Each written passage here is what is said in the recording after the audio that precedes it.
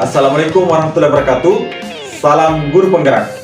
Pada video kali ini saya akan menampilkan aksi nyata pada modul 14 tentang budaya positif.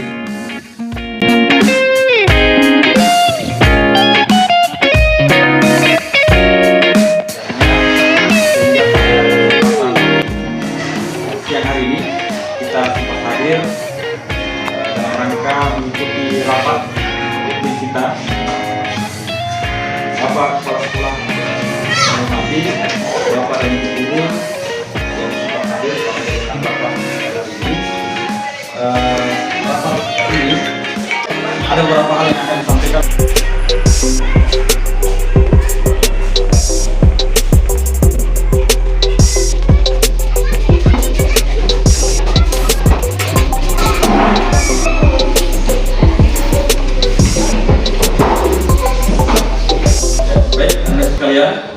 Sebelum kita mulai pelajaran hari ini, silakan coba ketua kelasnya disiapkan dokumennya.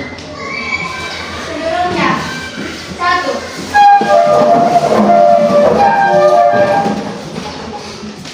Beri salam. Assalamualaikum warahmatullahi wabarakatuh.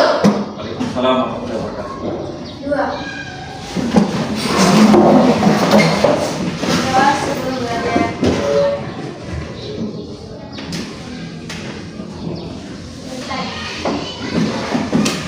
Baik, sebelum kita mulai pelajaran hari ini, saya absen dulu ya. Abraham, Hadir, Pak. Charlie, Hadir, Pak. Bapak Rahman, Galang. Hadir, Pak. Sebelum kita mulai pelajaran hari ini, saya akan isi dulu dengan membentuk keyakinan kelas. Ya, jadi keyakinan kelas itu adalah bagaimana kita membuat sebuah kesepakatan di dalam kelas sebelum memulai pelajaran. Jadi mungkin nanti ada kelas yang kalian impikan seperti apa, kemudian kesepakatan kelas itu tergantung dari kalian. Ya, kesepakatan tersebut saya akan jelaskan lebih lanjut seperti apa model yang akan kita gunakan di dalam kelas ini.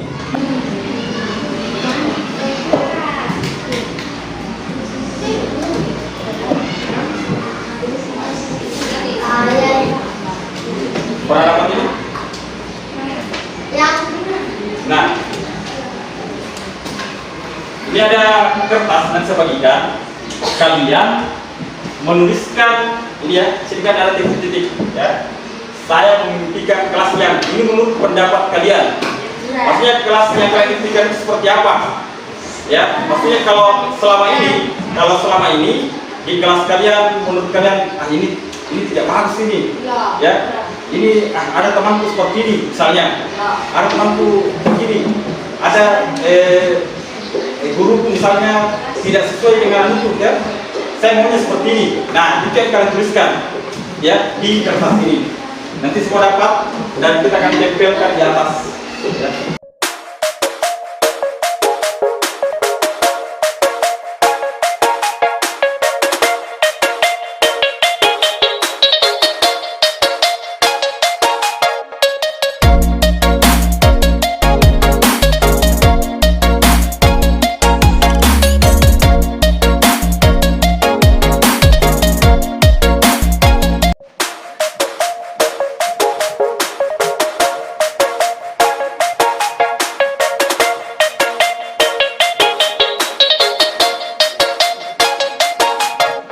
Di atas, di bawahnya terus ini.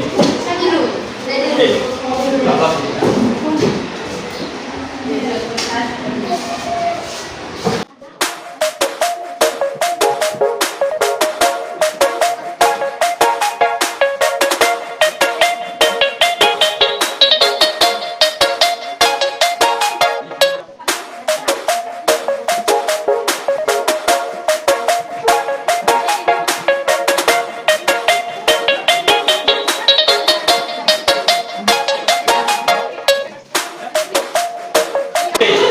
kita lihat satu satu ya.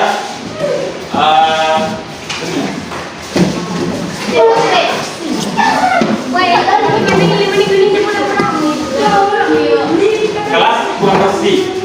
Siapa penyebabnya? Kita. Ya, berarti kalian sendiri ya. Kelas yang saya berikan adalah kelas yang cantik, rapi dan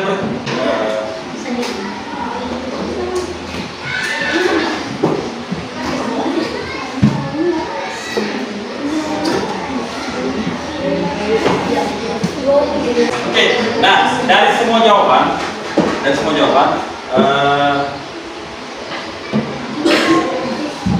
dapat saya tarik kesimpulan ada 5 poin penting di situ yang kira-kira mewakili semua pendapat, ya. Jadi kelas yang kalian impikan secara umum ini mewakili kalian semua. Kelas yang kalian impikan itu adalah kelas yang kalian impikan itu adalah kelas yang bersih dan rapi. Yang pertama adalah kelas yang bersih dan rapi. Ini saya pikir kalau saya baca tadi bisa dibilang 90% menginginkan itu bersih dan rapi. Oke. Selanjutnya kelas yang tidak ribut dan tenang. Berarti kelas kalian sama ini ribut. Ya. Kelas kalian sama ini ribut.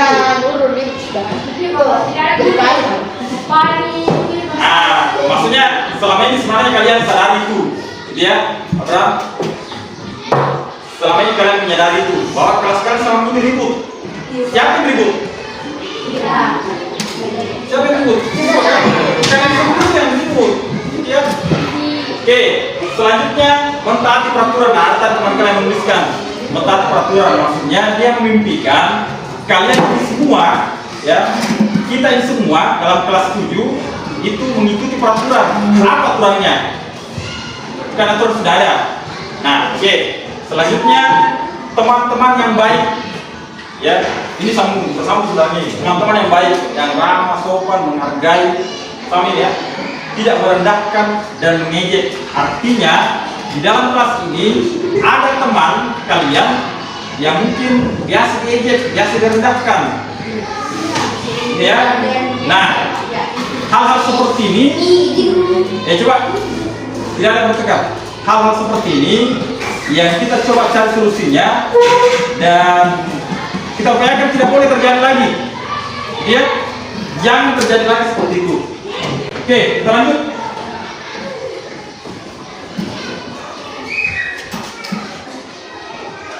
Nah, selanjutnya adalah kali ini kelas yang kalian impikan.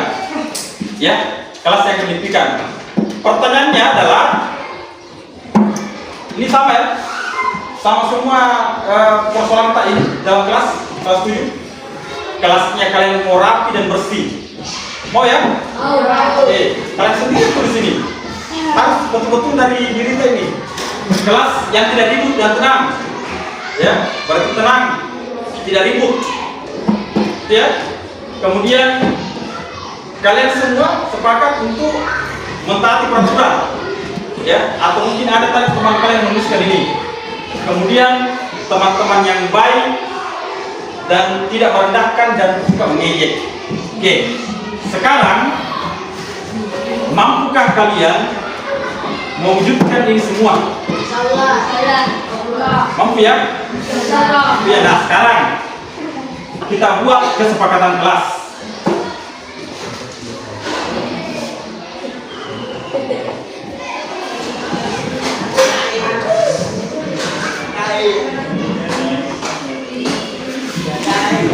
Apa itu kesepakatan kelas? Kesepakatan kelas itu adalah aturan, ya, aturan yang kalian buat sendiri. Maksudnya tadi kan kalian sudah menuliskan seperti kelas seperti apa yang kalian impikan, ya. Nah, sekarang untuk mewujudkan semua ini ada 5 poin. Untuk mewujudkan ini maka kita buat kesepakatan kelas supaya hal ini bisa terwujud. Kelasnya bersih dan rapi, kemudian kelasnya tidak ribut, kemudian peraturan, teman-teman yang baik, tidak merendahkan dan mengejek. Nah,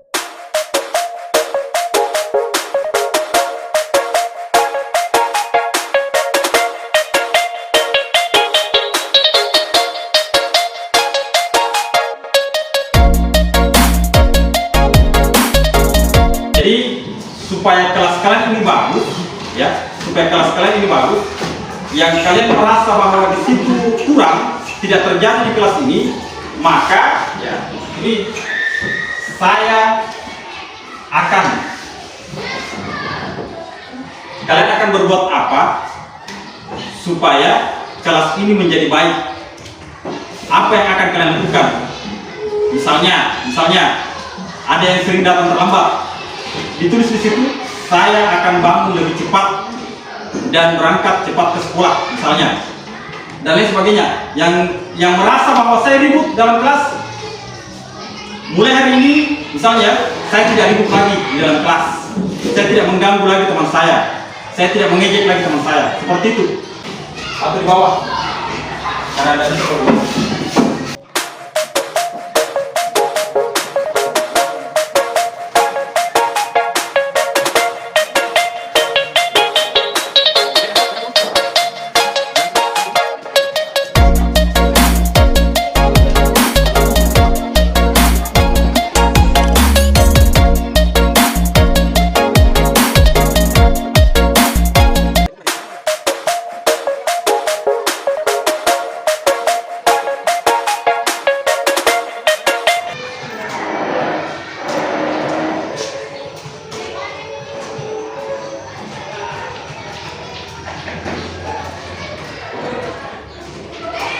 Assalamualaikum. Waalaikumsalam. Silakan dulu, Nak. Ya Pak. Apakah Nak Kurnia tahu kenapa Bapak panggil di sini? Tahu Pak, karena saya telat membersihkan. Menurut Nak Kurnia, apakah tidak melaksanakan piket kebersihan itu adalah perbuatan yang salah? Iya Pak, sangat salah. Saya juga pernah dulu melakukan hal yang sama, Nak. Jadi waktu sekolah dulu, saya tidak melaksanakan tugas piket kebersihan. Akhirnya saya dimarahi oleh guru saya pada saat itu. Nak Kurnia pasti punya alasan kenapa tidak melaksanakan tugas piket kebersihan. Saya tidak melaksanakan piket kebersihan karena saya mengerjakan PR di sekolah Pak. Apakah Nak Kurnia masih ingat keyakinan kelas kita? Ingat Pak, Nah, keyakinan kelas apa yang Nak Kurnia langgar? bekerja sama menjaga kebersihan kelas. Apakah keyakinan kelas itu harus dilakukan? Iya Pak. Nah, apa yang akan kamu lakukan supaya tidak melanggar lagi? Saya akan mengerjakan tugas piket kelas dan saya akan mengerjakan PR di rumah. Nah, iya Nak. Jadi Bapak berharap Nak Kurnia tidak mengulangi lagi ya. Iya Pak. Jadi kedepannya nanti bisa mengerjakan tugas piket kebersihan dengan baik. Iya Pak. Terima kasih.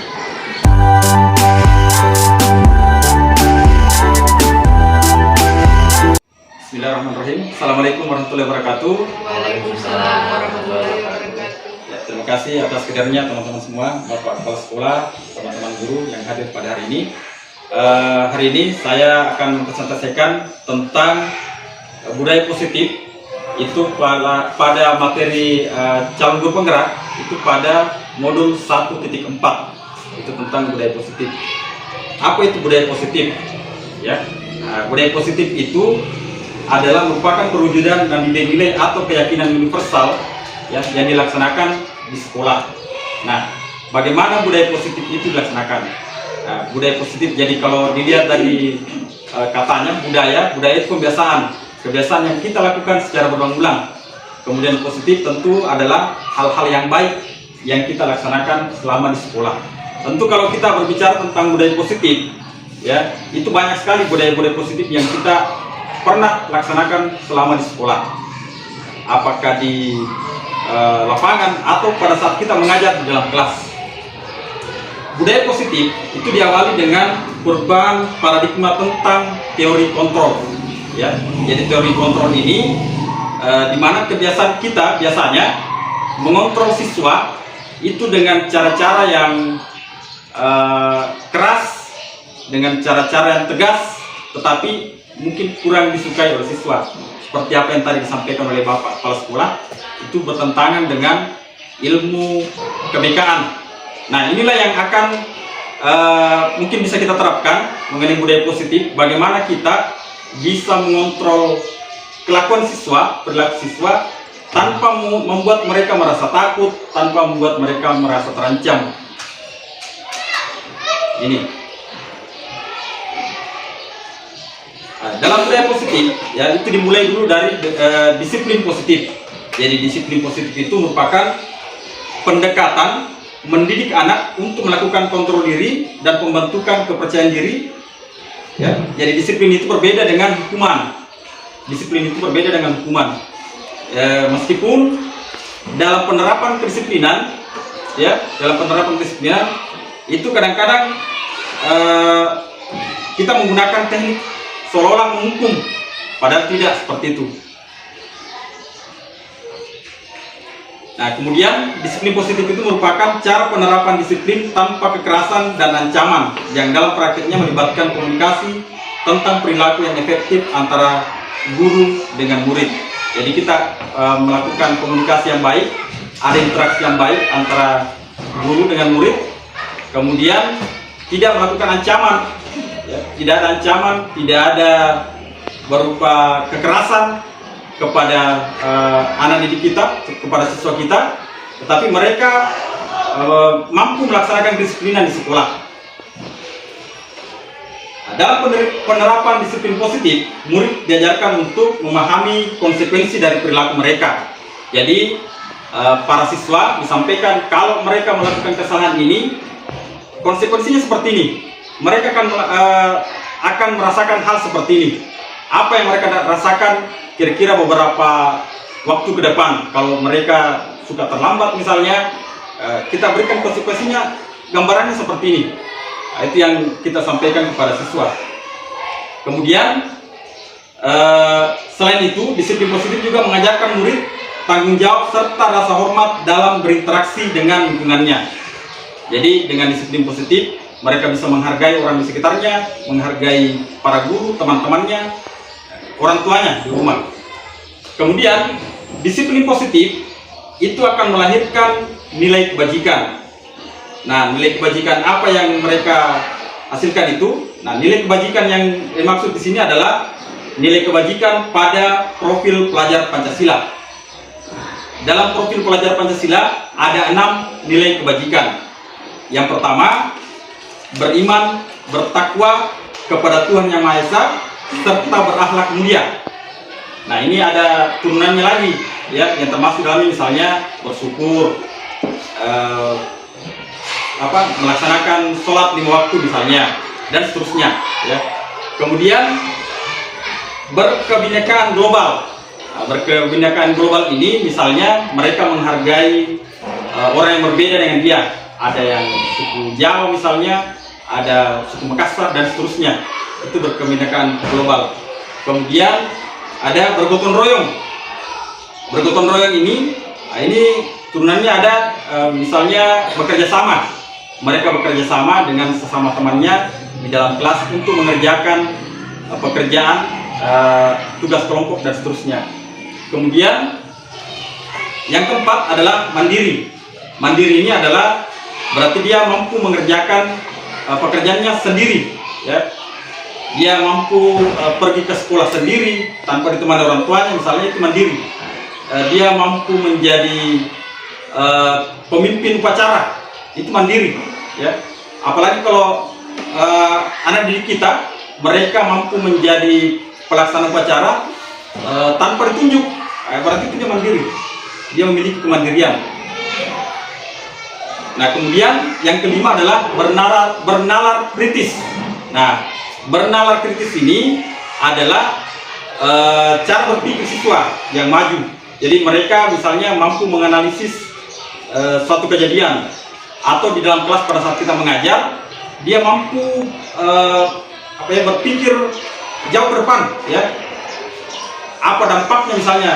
Ada contoh kasus kita berikan kepada mereka. Kemudian mereka bisa menjawab, oh ini dampaknya seperti ini, ya, atau kedepannya bisa seperti ini. Nah, itu berarti dia sudah bernalar kritis. Nah, kemudian kreatif.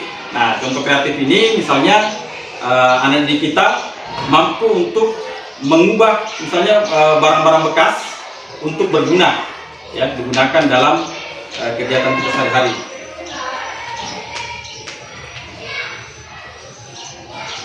Nah, dalam melaksanakan nilai kebajikan pada profil pelajar Pancasila itu kita melakukan namanya keyakinan kelas. Tadi sudah saya laksanakan di kelas 7 mengenai keyakinan kelas ini. Keyakinan kelas itu adalah menyampaikan kepada peserta didik atau anak-anak kita di dalam kelas itu mengenai pola seperti apa yang mereka inginkan di dalam kelas. Yang biasanya terjadi itu adalah ketika kita di dalam kelas ya mengajar, membuat aturan yang dibuat itu dari gurunya. Tidak pernah kita bersepakat dengan siswa apa yang mereka inginkan. Ya, tidak pernah mungkin kita buat siswa menurut kita. Tapi belum tentu siswa senang dengan aturan itu, belum tentu siswa paham, atau belum tentu mereka betul-betul mampu melaksanakan. Jadi keyakinan kelas itu bagaimana kita berkolaborasi dengan siswa, disampaikan seperti apa keinginan mereka. Kalau tadi yang saya laksanakan di kelas 7, yang pertama itu adalah mengenai kelas impian. Seperti apa kelas yang mereka impikan dalam kelas. Nah, tadi bervariasi jawabannya, tapi secara umum, karena ini saya tidak tampilkan karena tadi saya laksanakan, harus ini 2 hari setelahnya baru dibuat PowerPoint-nya. Di dalam kelas tadi itu di kelas 7 rata-rata menginginkan kelas yang bersih dan rapi. Itu keinginan mereka. Kelas yang mereka inginkan. Kemudian ada juga sebagian yang menjawab mereka itu tidak suka diejek sama temannya. Ada katanya yang suka mengejek temannya. Dan ini yang membahas ini, yang memunculkan itu cuma 2 orang kalau nggak salah tadi di dalam kelas 7. Kemudian ada juga beberapa siswa yang menginginkan kelasnya itu tenang, tidak ribut. Nah, itu. Nah, selanjutnya adalah 5 kebutuhan dasar manusia. Ini untuk membuat aturan-aturan atau kesepakatan di dalam kelas. Kita juga harus tahu dulu mengenai 5 kebutuhan dasar manusia, supaya kita juga bisa memahami seperti apa siswa yang kita ajar. Ya, yang pertama adalah kebutuhan bertahan hidup. Kebutuhan bertahan hidup itu adalah kebutuhan-kebutuhan manusia secara umum, tentang makan, minum, istirahat, berkaitan dengan kesehatan. Ya, jadi misalnya di dalam kelas ada anak didik kita yang mengeluh misalnya mau cepat keluar, ya, berarti itu berkaitan dengan kebutuhan bertahan hidupnya. Bisa jadi lapar di dalam kelas, jadi dia mau cepat keluar, dia ngantuk misalnya. Nah, kemudian yang kedua adalah kasih sayang dan rasa diterima. Siswa itu terkadang ada yang menginginkan dia mencari perhatian kepada gurunya, kepada teman-temannya, mau diperhatikan. Ya, jadi kadang-kadang di dalam kelas ada perilaku siswa yang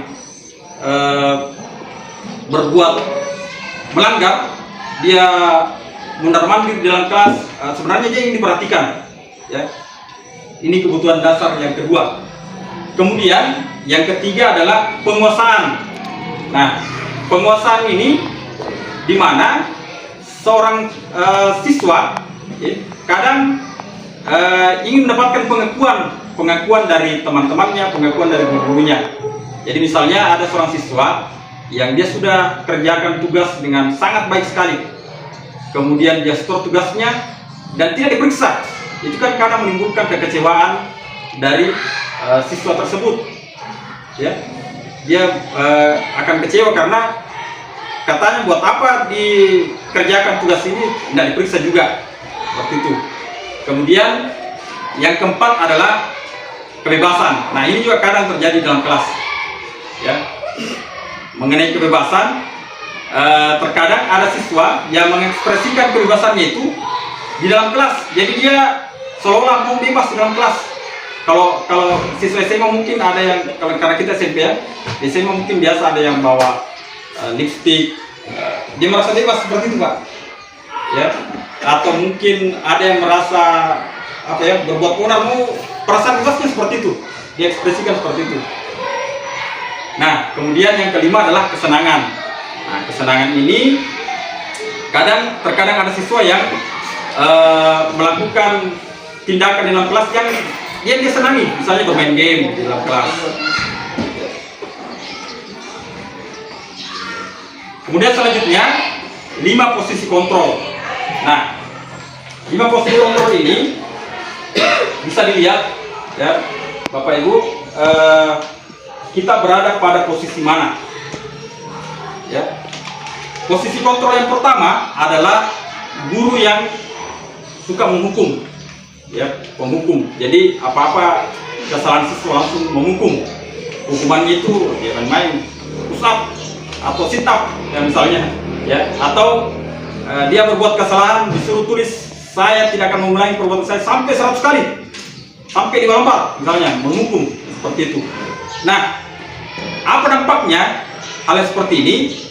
Seorang guru yang penghukum itu akan menyebabkan psikologi siswa itu akan menimbulkan dendam ya, apakah dendam kepada gurunya atau dendam dengan konsekuensi yang diberikan. Seperti itu bisa jadi ketika dia nanti menjadi guru akan begitu lagi, mengulangi. Kemudian yang kedua adalah pembuat rasa bersalah. Nah, pembuat rasa bersalah ini biasanya ada guru yang menimbulkan seolah ada perasaan bersalah di hatinya siswa. Misalnya begini, ada seorang siswa yang sering terlambat atau sering bolos ya, disampaikan kepada siswanya. Guru ini menyampaikan kepada siswanya bahwa apakah kamu tidak kasihan kepada nenekmu atau kakekmu atau orang tuamu di rumah? Kamu ini sudah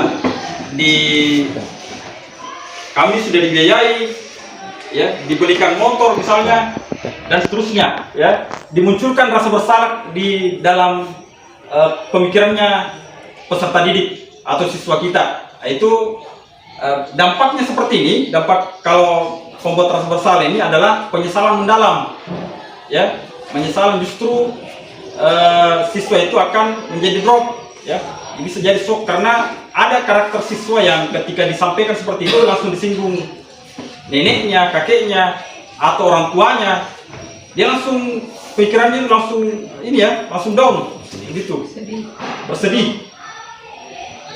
Kemudian posisi kontrol yang ketiga adalah teman. Nah, ini juga tidak sedikit guru yang seperti ini.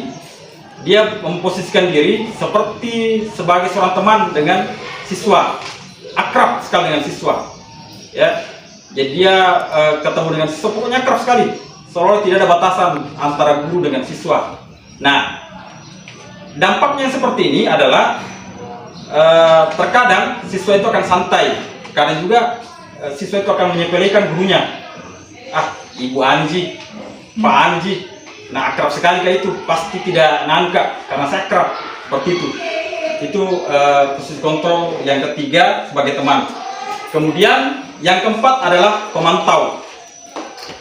Nah, posisi kontrol yang keempat ini, pemantau, itu berlaku biasanya itu berlaku di sekolah-sekolah besar ketika mereka menerapkan yang namanya poin pelanggaran. Biasanya seperti itu ya. Jadi kalau pelanggaran ini poinnya sekian, bajunya di luar poinnya sekian, nanti poin 1.500 poin misalnya dikeluarkan dari sekolah. Poin ini yang dijadikan senjata oleh guru tersebut, sehingga siswa ini ya harapannya adalah dia tidak melakukan pelanggaran. Nah, tapi apa dampaknya? Ketika dilakukan seperti ini, siswa itu akan terus merasa diawasi dimanapun dia berada. Kemudian yang kelima yaitu posisi kontrol sebagai manajer. Nah, posisi kontrol manajer ini yaitu apabila seorang guru dia mampu mengelola setiap kesalahan yang dilakukan siswa itu menjadi penguatan karakter. Jadi apa yang mereka lakukan, kesalahan apa yang mereka lakukan di sekolah itu kemudian justru menjadi penguatan buat mereka, agar tentunya murid atau siswa ini berubah. Nah, bagaimana dengan penerapan manajer ini? penerapan kontrol oleh guru melalui cara manajer tadi itu dengan menggunakan salah satunya adalah dengan menggunakan segitiga restitusi. Dalam segitiga restitusi ini ada 3 sisinya. Yang pertama itu adalah menstabilkan identitas. Kemudian yang kedua adalah validasi tindakan yang salah. Dan yang ketiga menanyakan keyakinan. Nah, yang pertama menstabilkan identitas. Nah, cara yang pertama ini ya, atau tahap yang pertama ini yang dilakukan adalah menstabilkan dulu mentalnya siswa ketika dia melakukan pelanggaran. Jadi biasanya kalau mungkin cara-cara yang lama dipakai langsung gertak ke siswa, apa ini, bodoh ini, dan sebagainya. Pokoknya dijatuhkan mentalnya sampai dia menangis dan seterusnya. Tapi ini justru tidak, itu menstabilkan identitas dulu. Jadi misalnya disampaikan ke siswa, tidak apa-apa Ji, itu berbuat salah tidak apa-apa, nanti diperbaiki dan seterusnya. Kata-kata seperti itu menguatkan karakter mereka ya. Kemudian bisa jadi dengan menyampaikan tidak ada manusia yang sempurna, semua orang bisa berbuat salah ya, semua orang bisa berbuat salah, kamu pun juga manusia sama dengan orang lain, nah, itu semua juga bisa berbuat salah. Kemudian bisa juga disampaikan, saya juga pernah melakukan kesalahan yang sama waktu sekolah dulu, bapak juga pernah begitu, akhirnya bapak sekarang jadi guru karena berubah misalnya, seperti itu. Kemudian disampaikan ke siswa bahwa siswa ini dipanggil ya, itu bukan untuk menghakimi dia, tetapi untuk mencari solusi seperti apa pemecahannya agar ini tidak terjadi lagi.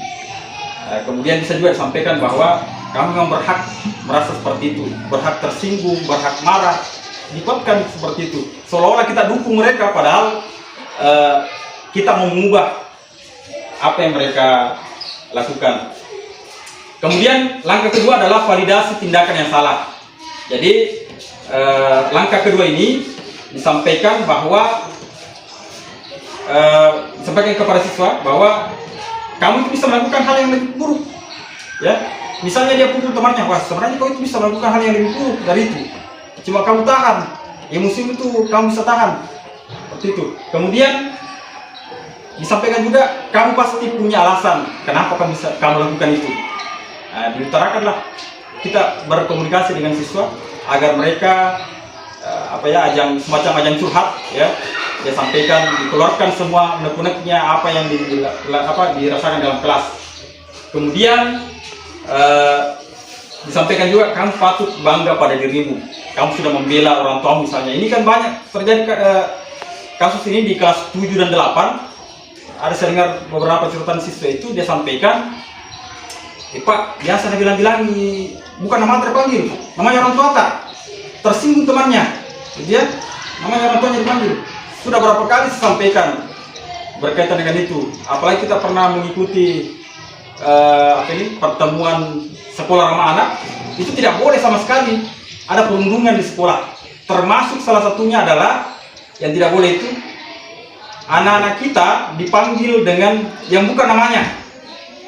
Dan saya sudah sampaikan ke semua kelas 789 seperti itu. Kemudian salah satu penguatan buat mereka adalah kamu boleh mempertahankan sikap itu ya, tetapi kamu juga harus memiliki sikap yang lain.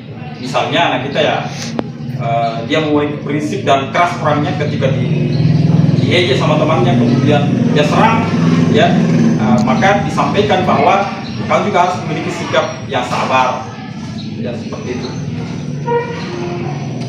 Nah, tahap yang ketiga adalah menanyakan keyakinan kelas. Nah, seperti tadi yang saya lakukan di dalam kelas 7, kita sudah ada keyakinan kelas yang mereka impikan seperti apa, kemudian apa yang akan mereka lakukan agar yang sudah mereka impikan ini tadinya bisa terwujud. Nah, kalau ada hal yang berkaitan dengan pelanggaran-pelanggaran siswa, maka kita ingatkan mereka ingatkan mereka berkaitan dengan keyakinan kelas, kesepakatan kelas yang sudah kita bangun di dalam kelas. Misalnya pelanggaran rambut yang panjang misalnya, diingatkan lagi ya anak didik kita bahwa mereka sudah berjanji seperti ini dan mereka sendiri yang menyepakati. Nah, diingatkan yang seperti itu, kemudian agar mereka sadar sendiri dan melaksanakan itu, merapikan rambutnya. Kemudian diingatkan mengenai nilai-nilai umum yang telah disepakati di dalam kelas. Kemudian apa bayangan kita tentang kelas ideal, seperti itu ya. Jadi mengenai keyakinan kelas itu kesepakatan kita ya di dalam kelas dari guru dengan siswa, sehingga siswa itu melaksanakan aturan-aturan di dalam kelas sesuai dengan kesepakatan. Mereka melaksanakan dengan senang, tanpa ancaman, tanpa kekerasan. Mereka melakukan dengan senang hati. Nah, yang terakhir adalah kesimpulan. Jadi kegiatan pembelajaran itu dibutuhkan suasana yang nyaman. Yakin saja Bapak Ibu bahwa ketika suasana kelas nyaman, maka dalam mengajar itu pasti akan lebih mudah ketika suasana kelas kita buat nyaman. Jadi nyamannya itu seperti apa? Ya tentu kita semua sudah belajar tentang strategi belajar mengajar.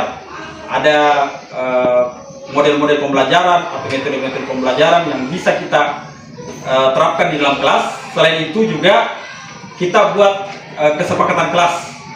Jadi bisa dilakukan pada saat awal pertemuan. Kita mulai dulu dengan kesepakatan kelas.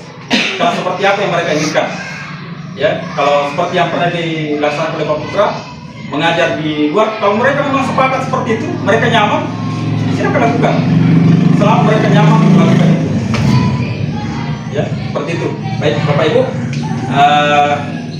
sampai di sini presentasi saya ucapkan banyak terima kasih. Kalau ada pertanyaan, silakan berkaitan dengan materi saya. Ya, silakan. Jadi terima kasih ya pemaparan yang disampaikan tadi oleh Pak. Alhamdulillah cukup luar biasa ya. Maksudnya kalau ini betul-betul guru terapkan, saya kira apa yang kita harapkan ke depan jauh lebih bagus, nyaman daripada ini yang saya tanyakan terkait dengan kenyamanan di kelas ya. Ini masih banyak teman-teman guru ya, bahwa di samping juga dikatakan Pak Arsa harus ada kesepakatan ya di antara guru dengan siswa. Kadang itu guru siswa mau belajarnya di luar, tapi banyak juga guru bertahun malah guru merasa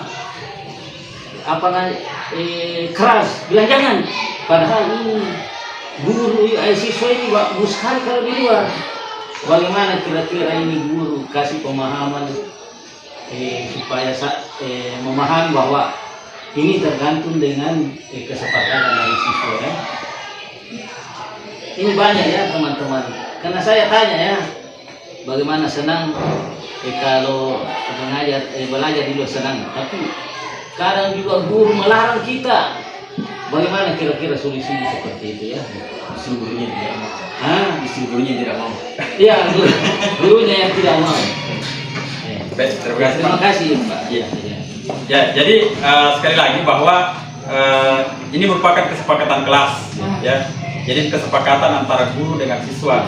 Ketika salah satu pihak itu tidak mau, tentu saja sulit untuk dilaksanakan, Pak. Sulit untuk dilaksanakan. Jadi sebenarnya ini yang awalnya ini Pak, ya harus dimulai dari guru dulu. Harus dimulai dari guru dulu.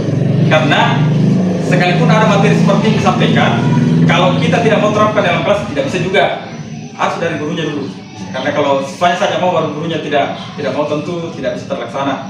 Jadi memang dimulai dari guru dulu, laksanakan dalam kelas di arah kesepakatan. Makanya kesepakatan kan berarti kedua belah pihak. Iya. Kalau satu belah pihak berarti bukan kesepakatan namanya.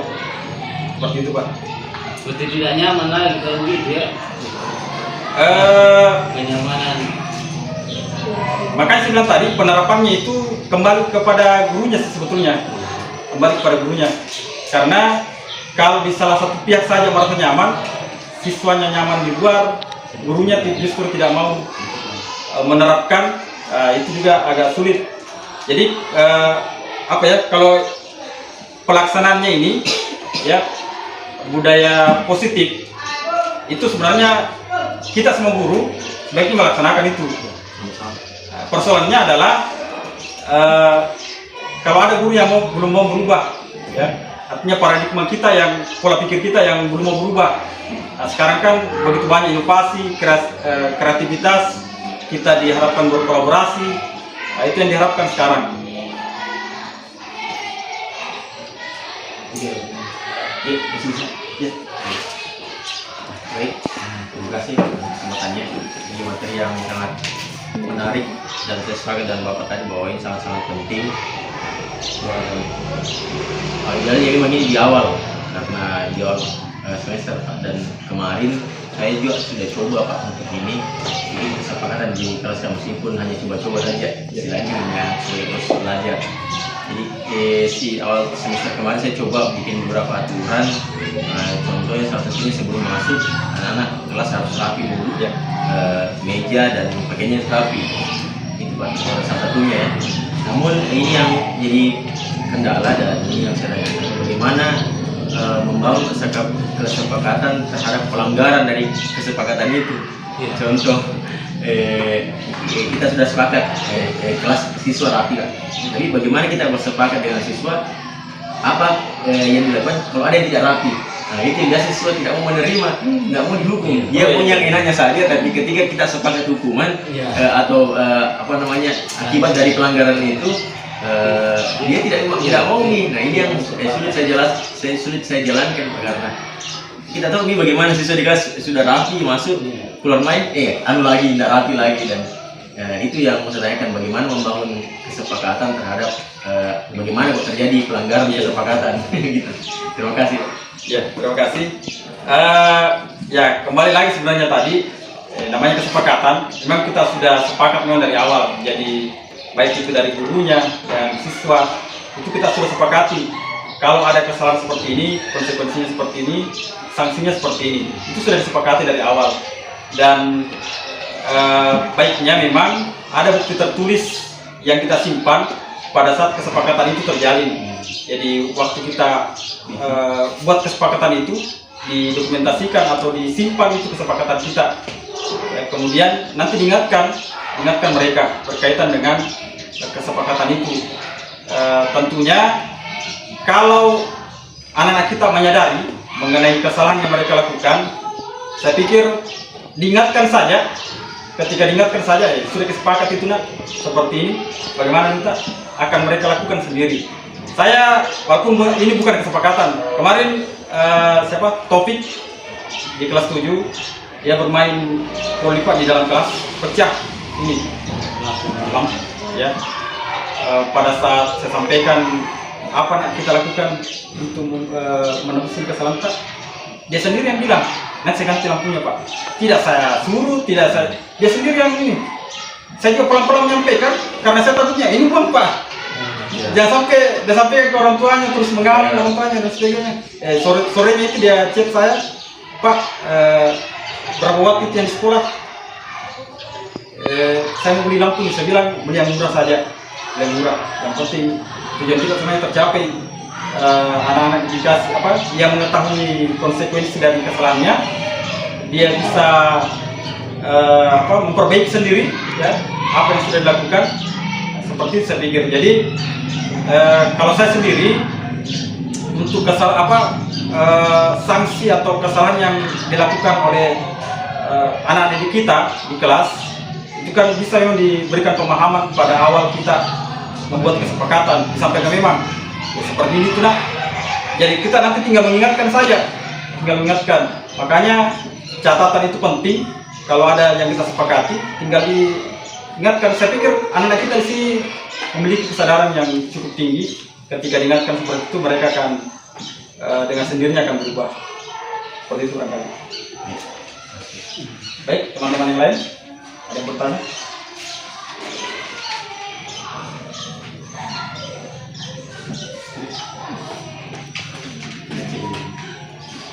kalau sudah tidak ada pertanyaan lagi, saya ucapkan banyak terima kasih kepada teman-teman yang hadir pada presentasi saya.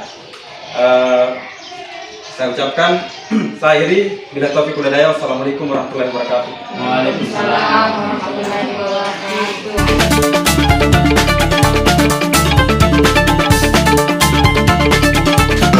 Saya kira itu untuk kesempatan pertama. Dengan hormat saya undang Pak Aceh ya untuk materi tentang disiplin positif. Dengan hormat saya silakan.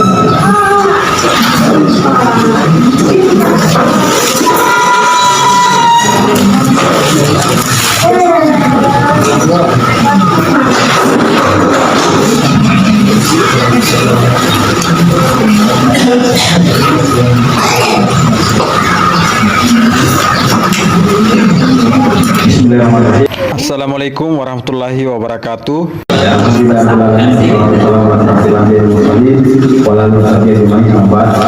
Meskipun kita berada di bawah Allah karena kesempatan hari ini kita berkumpul di tempat ini untuk melaksanakan rutinitas kita yang sebenarnya kita rutin harusnya kita laksanakan setiap bulan, cuma karena beberapa bulan terakhir ini ada kegiatan yang beberapa pengurus dari NGP, akhirnya kita tunda baru bulan Oktober ini kita bisa laksanakan NGP atau kualifikasi salawat dan salam kepada Nabi Muhammad SAW. Bapak Ibu yang saya hormati, jadi saya diberikan kesempatan pertama untuk membawakan materi. Dan materi yang kami bawakan pada hari ini secara umum itu adalah tentang budaya positif. Nah, disiplin positif ini sebetulnya salah satu poin yang akan dipenuhi dalam pembangunan budaya positif. Jadi budaya positif ya tentunya teman-teman sudah tahu semua bagaimana budaya positif. Budaya positif itu dan budaya positif itu adalah kebiasaan-kebiasaan kita, kebiasaan yang baik yang kita lakukan senantiasa berulang-ulang ya, kita laksanakan di sekolah ataupun lingkungan sekitar kita. Itu mengenai budaya positif. Budaya positif itu ada sebuah keniscayaan baik kita lakukan. Nah, tentu mungkin akan ada pertanyaan seperti apa cara kita mengubah kebiasaan-kebiasaan mungkin yang sudah lama sekali kita lakukan untuk hal-hal yang mungkin kurang baik, anggaplah bersifat negatif. Misalnya pada saat kita melaksanakan kegiatan lantas kita sering terlambat, misalnya itu kan sebenarnya bukan positif itu, tetapi menjadi sebuah kebiasaan. Nah, hal-hal seperti itu bisa kita ubah, tentunya dengan kebiasaan juga. Saya teringat dengan ada pepatah Buddhis mengatakan telur dasar ya. Di situ dalam pepatah Buddhis itu diartikan bahwa kebiasaan-kebiasaan kita ya akan sulit untuk diubah, sesulit memindahkan gunung ya seperti itu.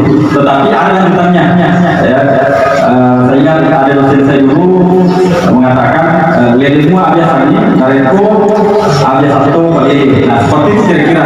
Jadi kalau ada kebiasaan-kebiasaan yang kurang baik yang sifatnya negatif mungkin akan bisa kita ubah dengan kebiasaan-kebiasaan yang baik. Nah itulah yang mungkin kita maksud dengan budaya positif. Nah, budaya positif untuk melakukannya, untuk melakukan namanya budaya positif, kita mulai dulu dengan disiplin positif, ya, disiplin positif. Nah, seperti apa disiplin positif itu? Nah, makna kata disiplin. Kalau mendengar kata disiplin, Bapak Ibu, apa yang terbayang dengan Bapak Ibu sekalian? Ini saya tanyakan kepada semua teman-teman guru BS yang ada di sini. Ketika mendengar kata disiplin, apa yang terbayang dengan kita atau apa yang ada di pikiran kita? Kalau mendengar kata disiplin, tepat waktu, apa lagi? Pas. waktunya, ya. Apalagi tertib, ya. Apalagi kalau mendengar kata disiplin, tidak melanggar, patuh terhadap aturan yang seperti ini, ya, kira-kira. Ya, kata disiplin tidak jauh dari seperti itu. Kata itu tertib, patuh terhadap aturan, ya, tepat waktu dan seterusnya. Nah.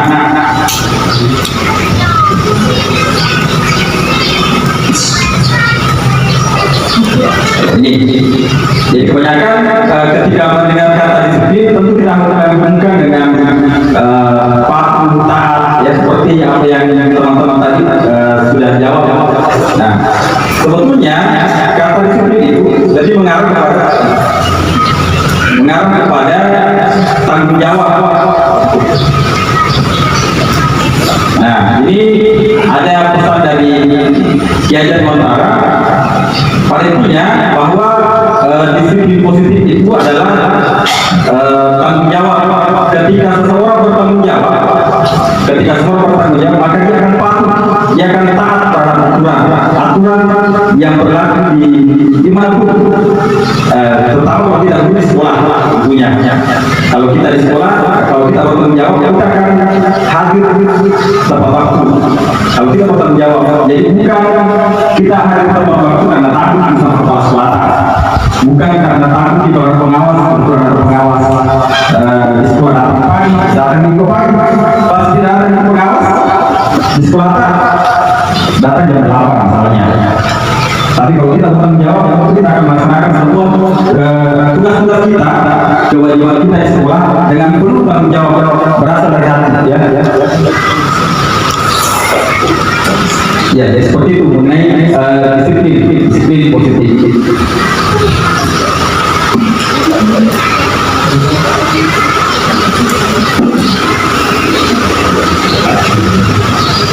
Nah, bagaimana cara membuat murid disiplin?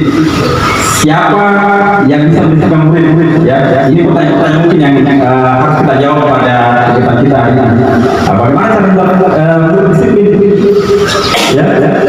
Tentu mungkin ada yang menjawab memberikan hukuman, mungkin ya, memberikan hukuman. Terus mungkin ada yang bilang kayak keteladanan misalnya, dan seterusnya. Siapa yang bisa membuat mendisiplinkan murid?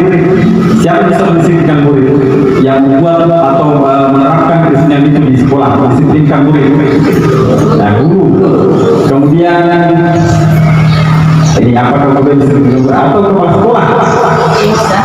Bisa ya, atau orang tua murid bisa, atau murid itu sendiri, ya. Nah, pertanyaannya mengapa?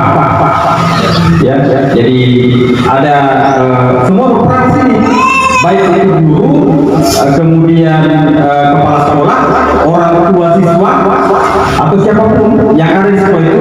Orang sekolah itu memiliki peran yang sangat penting dalam membentuk karakter siswa, terutama dalam disiplin positif.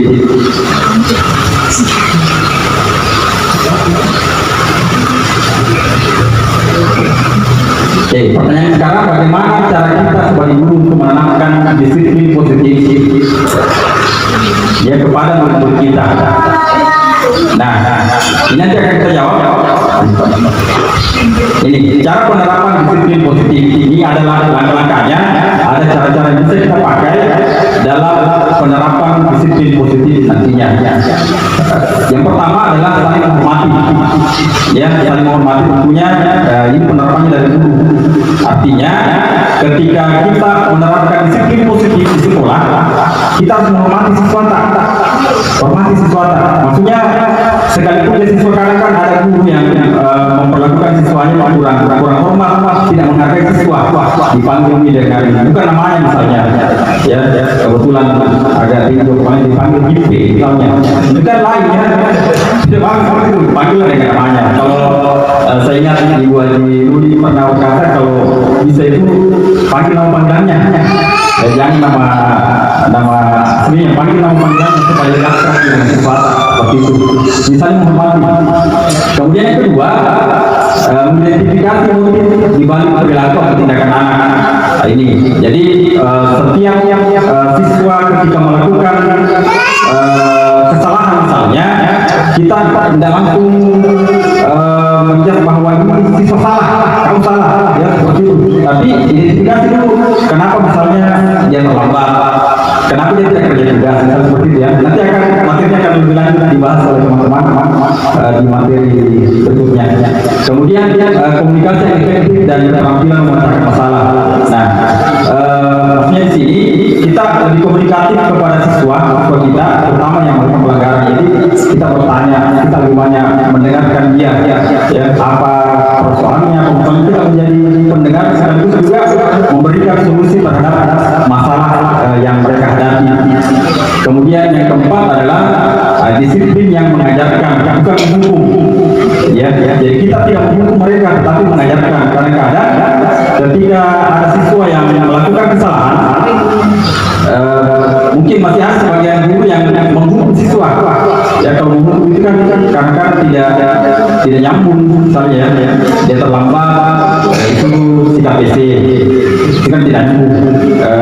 Tidak mengerjakan tugas itu menulis saya salah, atau saya tidak akan mulai perbuatan saya ditulis sampai 1000 kali. Jadi kan tidak memberikan efek jerah sebelumnya.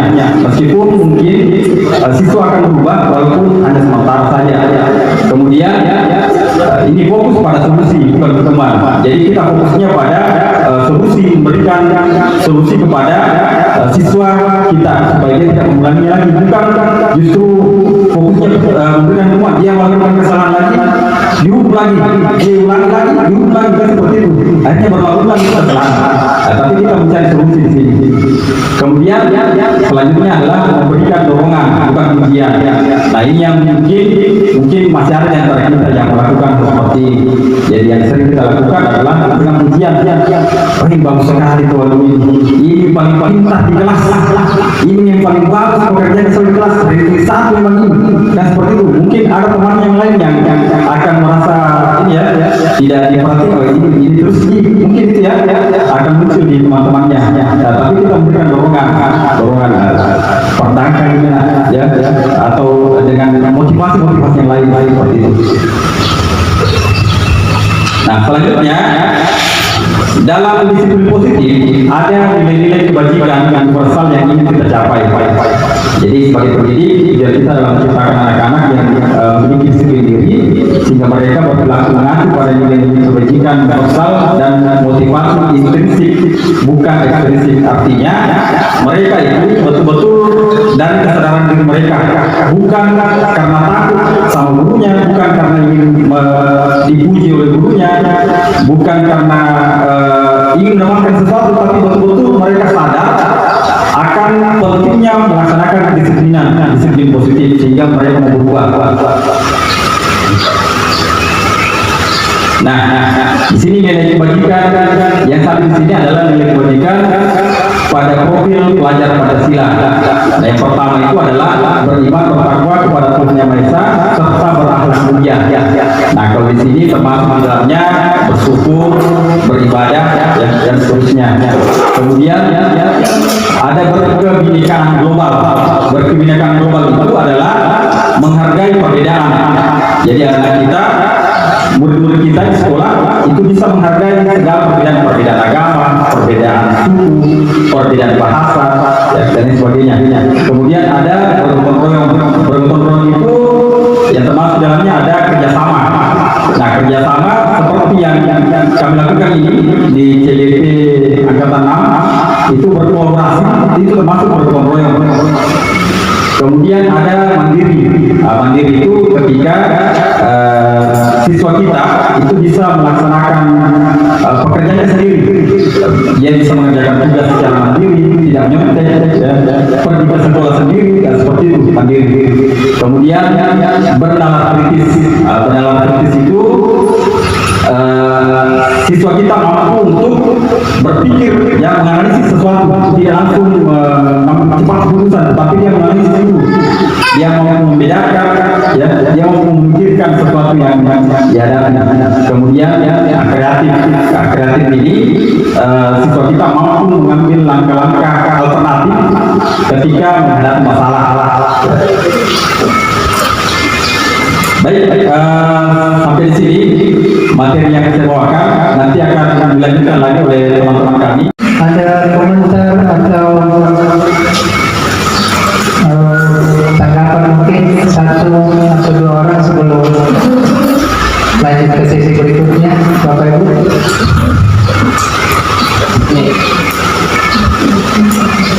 Ada komentar? Cukup. Oh iya, dari Pak Awal saya silakan. Bismillahirrahmanirrahim. Assalamualaikum warahmatullahi wabarakatuh.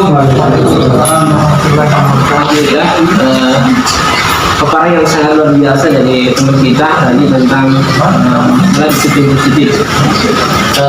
Tadi ada pembahasan topik yang menarik tentang hukuman dan disiplin positif, dan saya rasa teman-teman guru hampir seluruh Indonesia, jadi Pindrang lah, kita bicarakan Pindrang, menemukan masalah ini setiap hari di sekolah, dan dia pasti menemukan anak-anak bermasalah, karena tema kita sebenarnya di sini adalah bagaimana anak-anak bermasalah ini tidak bermasalah, ya seperti itu kan. Nah, makanya kemudian diangkatlah disiplin positif dari wilayah positif tadi. Nah, mungkin nanti ada pembahasannya. Coba kita harus mungkin teman-teman bisa paparkan. Saya dapat materi kemarin, perlu dibedakan apa itu hukuman, apa disiplin, apa bedanya. Nah, mungkin nanti ada pembahasannya, mungkin ada sesinya. Tapi ini yang menarik karena termasuk saya tadi di sekolah saya termasuk disiplin positif mungkin ketika atau budaya positif ketika misalnya teman-teman itu memberikan apresiasi penghargaan kepada teman ketiga yang pindah sekolah misalnya, itu kan kumpul-kumpul itu perkeluargaan itu Pak, itu sederhana tapi maknanya luar biasa, dan itu akan dicontoh oleh kita seperti itu sederhananya mungkin begitu. Jadi yang kita lalu jauh dulu tentang hal yang lebih kompleks, tapi hal-hal sederhana yang biasa mau dilakukan memang dengan sekolah ada, cuma itu mau dibudayakan, tapi alhamdulillah banyak sekolah yang budayakan. Masa alhamdulillah sekolah saya di SMP 2 semua itu sekolah begini juga di SMP 4 itu sebenarnya semangat itu, karena itu yang dibawa anak keluar, karena mereka mau hidup. Bagaimana cara hidup, bukan materi-materi itu mungkin sekolah itu, tapi bagaimana mereka punya skill menghadapi hidup ini yang penuh tantangan. Jadi di guru juga itu mungkin seperti itu bagaimana guru ini dilatih, dibimbing, didampingi bagaimana mereka membawa anak ini bahagia betul ya, supaya bisa mereka juga keluar dari sekolah dengan pendidikan ya kuat menghadapi tantangan ini. Itu sebenarnya penting. Ini seperti itu tanggapan saya. Iya, Pak. Bismillahirrahmanirrahim. Assalamualaikum warahmatullahi wabarakatuh. Untuk melaksanakan tugas kami dalam berbagi praktik baik terkait budaya positif. Nah, saya akan langsung ke materi saya, yaitu terkait budaya 5 posisi kontrol. Dan ini adalah hal yang sangat penting dalam proses pembentukan budaya positif. Biasanya seperti itu posisinya menghukum. Pokoknya anak itu harus tertekan, ya tertekan. Terus di sini guru seperti ini senantiasa percaya hanya ada satu cara untuk membuat pembelajaran bisa berhasil, yaitu adalah caranya dia. Tidak ada cara lain kecuali caranya dia. Yang kedua sedikit lebih lembut daripada posisi penghukum. Nah, membuat merasa bersalah. Dalam posisi ini kita membuat anak-anak atau peserta didik merasa bersalah, sehingga mereka akan merasa tidak nyaman, bersalah, dan rendah diri.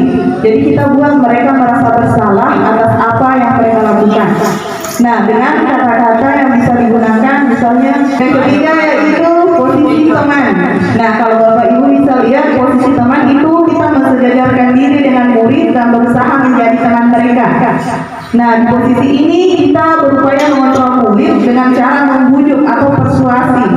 Kita memposisikan diri sebagai teman dan berhubungan baik. Oke, posisi yang keempat ada namanya posisi pemantau. Seperti judulnya, memonitor berarti mengawasi. Oke, yang posisi yang terakhir ada posisi manajer. Nah, kita diharapkan Bapak Ibu diharapkan berada di posisi ini adalah posisi manajer. Di posisi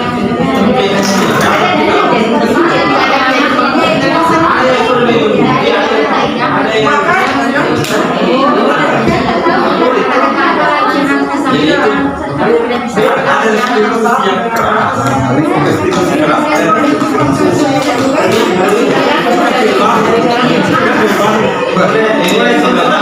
Boleh, silakan Pak.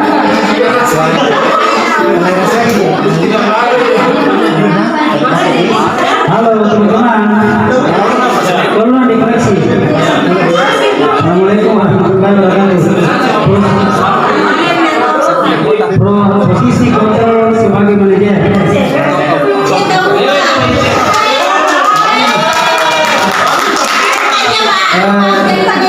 Contoh masalah begini. Saya dapat kasus siang-siang mau pulang sekolah. Anak ini memang berkelakuan nakal. Artinya dari segi registrasinya itu sudah banyak pelanggarannya. Nah, kebetulan tadi siang dia mau hantam lagi. Yang saya tahu anak ini sangat bagus sikap. Semua guru bilang ini anak bagus sekali. Ini anak bagus sekali. Dan faktanya memang saya kebetulan sekampung. Saya katakan sama tadi itu teman-teman, ini anak lebih rajin berjamaah di masjid daripada saya. Jadi kesimpulannya ini anak bagus. Semua guru bilang bagus. Nah tadi ketika dia berkelahi seperti begini sama ini tadi yang memukul, anggaplah namanya itu compeng. Compengnya kita itu berusaha mencari teman yang berkelakuan bagus untuk ditemani. Karena kenapa? Semua guru berkesimpulan di kita bahwa Ananda ini sering melanggar. Makanya kita berusaha mencari teman yang bersikap baik, bukan teman yang baik diajak berkelahi.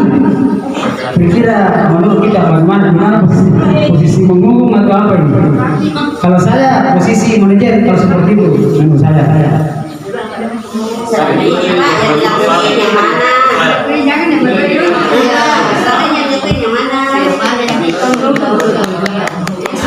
Tangan dulu buat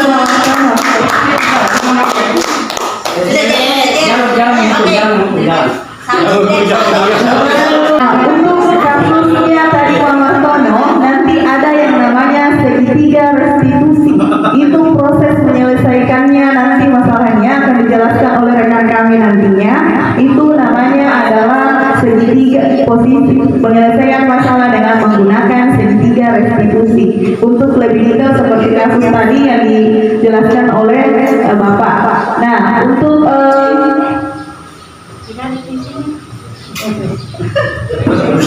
nah, setelah tadi kita mempelajari, adakah Bapak atau Ibu yang mau mempresentasikan? Misalnya Bapak Ibu selama ini berada di posisi kontrol sebagai apa? Dari 5 posisi kontrol yang ditempuh oleh Gus tadi, saya bukan sering tapi mungkin hanya sekali saja saya ambil di sini posisi kontrol sebagai teman. Saya langsung ambil pada kasus ketika pada kebersihan kelas. Ketika saya mengunjungi anak wali saya, lebih khususnya di kelas 8, di setiap paginya ketika saya melihat sampah berserakan, saya tidak menegur siswa, tetapi saya langsung ambil sapu dan menyapu dan mengajak mereka untuk membersihkan kelas. Dan maka pada saat itu saya merasa sebagai teman di antara mereka, sehingga tanpa menyadari dirinya mereka langsung ambil sapu di tangan saya dan membantu membersihkan kelas. Saya kira dalam posisi itu saya bisa berfungsi sebagai teman dalam hal ini. Terima kasih. Ya, terima kasih dari Ibu. Tepuk tangan dulu. Kita semua berharap pada akhirnya posisi kontrol yang paling kita ingin terapkan adalah posisi kontrol sebagai manajer. Ya, saya pikir sekian presentasi dari saya. Terima kasih atas partisipasi Bapak Ibu. Assalamualaikum warahmatullahi wabarakatuh. Silakan Bapak Ibu. Ya, catatannya bisa dikumpul Bapak Ibu yang sudah ditulis-tuliskan. Iya, sekali lagi kita berikan aplaus untuk Ibu Sukma. Dan alhamdulillah ini satu materi. Silakan Pak Aceh, saya bukan. Bismillahirrahmanirrahim. Assalamualaikum warahmatullahi wabarakatuh. Tapi Bapak Ibu izinkan saya berbagi. Jadi yang saya ingin bagi tentang apa yang saya tahu tentang materi yang saya dapatkan di program guru penggerak materi saya itu berhubungan dengan segitiga restitusi. Sedikit penyampaian sebelum slide terbuka. Dari materi pertama sampai yang tadi, bentuk tindakan kita itu yang harus dilakukan itu akan tercermin pada segitiga restitusi nantinya. Restitusi di sini yang kita akan bahas adalah suatu proses kolaborasi antara guru dan murid untuk mencari solusi suatu masalah. Jadi ketika murid bermasalah, kita membangun kerjasama untuk mencari solusinya.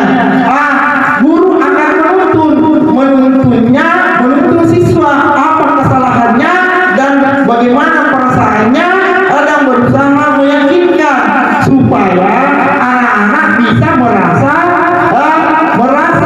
orang yang seperti mereka inginkan. Jadi bukan dipaksakan sifatnya seperti itu. Akhirnya bisa dia bebas bergaul di masyarakat atau anggotanya nanti seperti itu. Next kali. Ya, kalau berbuat merasa begitu, kita lanjut saja karena waktu. Yang kedua adalah validasi tindakan yang salah. Biasanya anak-anak melanggar karena ada kebutuhan yang dia tidak terpenuhi. Di dalam apalagi di sini validasinya kita berusaha meyakinkan bahwa ketika kita menemukan bahwa kebutuhan ini yang bermasalah bagi yang tidak dipenuhi oleh siswa, maka kita akan meyakinkan, menuntun mereka supaya apa kebutuhannya itu kita bisa penuhi ke depannya. Seperti itu. Ada pun pertanyaan yang bisa kita lontarkan, padahal kamu bisa melakukan lebih buruk dari ini ya. Itu bisa. Jangan langsung, seandainya tadi pukul langsung pasti ini bumi atau apa.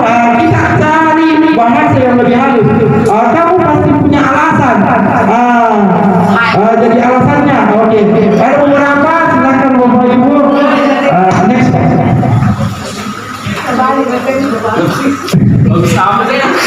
Selanjutnya sisi ketiga adalah menanyakan keyakinan kelas. Keyakinan kelas sudah dibahas tadi.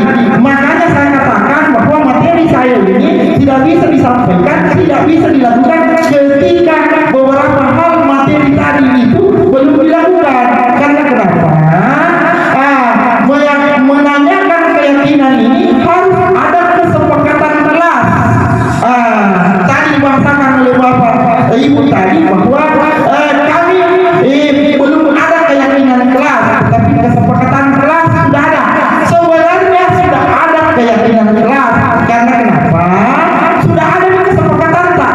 Bentuk kesepakatan itulah yang menjadi hal yang akan diyakini oleh murid. Itulah yang menjadi bahasa keyakinan. Disepakati dulu baru kita yakini. Seperti itu. Itulah gambaran. Mohon maaf, itu yang saya pahami. Ada pun beberapa pertanyaan yang bisa kita lakukan pada posisi ini. Apa yang kita percaya sebagai kelas atau keluarga?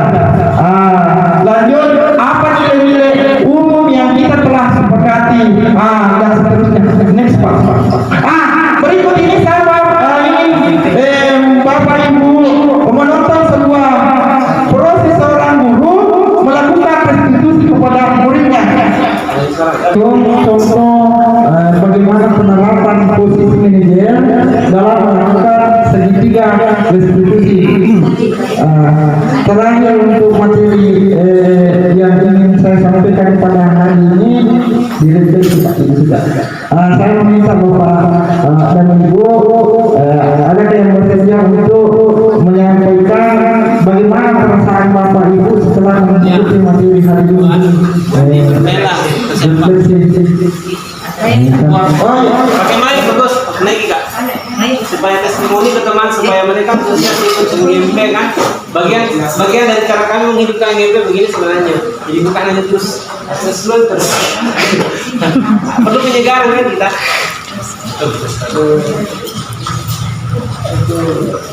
Bismillahirrahmanirrahim. Assalamualaikum warahmatullahi wabarakatuh. Terima kasih atas kesempatan yang diberikan kepada saya. Setelah pertemuan ini hampir saya menyesal, sebenarnya saya tadi mau pulang karena di gara-gara songkok belum di masa songkokku, baru di rumah, sudah di dekat rumah masjid mau maulid sebentar. Begini Pak, sebenarnya sih dilema, tapi setelah saya lihat ini otomatis yang 5 tadi itu apa itu tadi posisi kontrol 5 posisi ada semua Kak di situ sebagai wakasi kesiswaan, ada semua Pak terus terang. Tetapi kadang yang membuat saya dilema Pak, ada ini masalah yang terbaru kemarin. Anak ini di kelas saya, kan saya sudah bikin kesepakatan kalau seperti ini, kalau misalnya saya dikasih tugas hari ini, nah kesepakatan kelas saya memang memberi waktu, apalagi anak-anak yang apa namanya yang nakal-nakal. Oke, saya kasih 3, misalnya 2 tugas ini baru saya periksa dalam waktu misalnya 2 minggu, karena saya tahu kalau saya tunggunya tidak akan masuk. Jadi saya akan periksa setelah 2 minggu. Dan anak yang dihukum ini yang kemarin itu di kelas saya sangat bagus. Kadang juga dia tidur, tapi saya biarkan awalnya tidur karena saya tahu kalau saya bangunkan juga bikin onar. Tetapi setelah dia melek, saya bilang pergi cuci muka, enggak sudah ini nyaman kita pergi cuci muka. Dia duduk diam menulis setelah itu. Tetapi dilema saya 50-60% guru mengatakan anak ini harus dihukum otomatis. Sebagai kesiswaan saya mengikuti. Oke, ini anak harus diskorsing 1 minggu, walaupun batin saya mungkin dengan di apa masih bisa baik, tapi diskorsing. Setelah diskorsing saya lihat lagi tidak ada perubahan. Nah, jadi itu yang membuat saya otomatis itu saya tadi berpikir, oh saya ada di 5 ini, saya penghukum, saya juga manajer. Mestinya si manajer, tetapi dengan banyak orang tidak mungkin saya dari di atas 50%, tidak mungkin saya mengambil posisi manajer yang tidak di depan. Saya dibilang kita ambil, kita mau urus sih, yang tidak mungkin kan Pak, karena kita banyak orang. Jadi itu Pak, setelah di sini saya ada sedikit hikmahnya, ada yang bisa saya petik untuk materi hari ini sebagai seorang guru matematika dan sebagai seorang wakasi kesiswaan. Saya berterima kasih Pak atas materi hari ini.